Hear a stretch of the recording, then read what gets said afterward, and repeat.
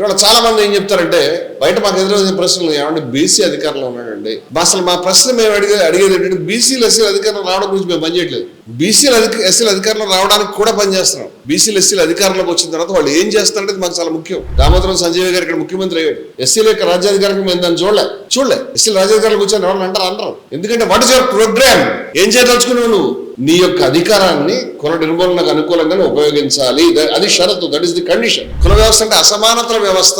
ఎక్కడున్నాయి అసమానతలు? రాజకీయంగా, ఆర్థికంగా, పారిశ్రామికంగా, మతపరంగా, విద్యాపరంగా అనేక రంగాల్లో ఉన్నటువంటి అసమానతల యొక్క వ్యవస్థని కుల వ్యవస్థ అంటున్నాం. అందుకని రద్దు కోరుతున్నాం, అందుకని నిర్మూలన కోరుతున్నాం. కుల నిర్మూలన అంటే వెళ్ళి వాళ్ళని చంపేమని కాదు. కుల నిర్మూలన అంటే ఒక కులం మొత్తం చంపేయండి, తలకాయలు తీయండి అని అర్థం కాదు. కుల నిర్మూలన అంటే అసమానతల యొక్క నిర్మూలన, కుల వ్యవస్థ మొత్తం నిర్మూలన కావాలంటే మేము ఫైట్ చేస్తున్నాం. ఇవాళ ఎవరైనా దళితుల యొక్క రాజ్యాధికారం వచ్చింది, బీసీల రాజ్యాధికారం వచ్చిందంటే నీ యొక్క అధికారాన్ని నువ్వు కుల నిర్మూలనకు అనుకూలంగా ఉపయోగించాలి. నువ్వు ఉపయోగిస్తే అప్పుడు మేము ఏమంటామంటే ఇదిగో దళితుల యొక్క బీసీల యొక్క రాజ్యాధికారం సిద్ధించింది అంటాం. అంతేగాని బీసీలు ఎక్కించినంత మాత్రం అనం మేము. చాలా చోట్ల బీసీ ముఖ్యమంత్రులు చాలా మంది అధికారులకు వచ్చారు. ప్రతిసారి ఆ బీసీ వస్తే ఏమవుతుందండి, ఆయన ఒక్కడ ప్రాపర్టీస్ పోగేసుకుంటాడేమో, ఆయన ఒక్కడ కొంచెం పలుకుబడి సంపాదిస్తాడేమో. కానీ 55% మంది బీసీలు ఉన్నారు భారతదేశంలో.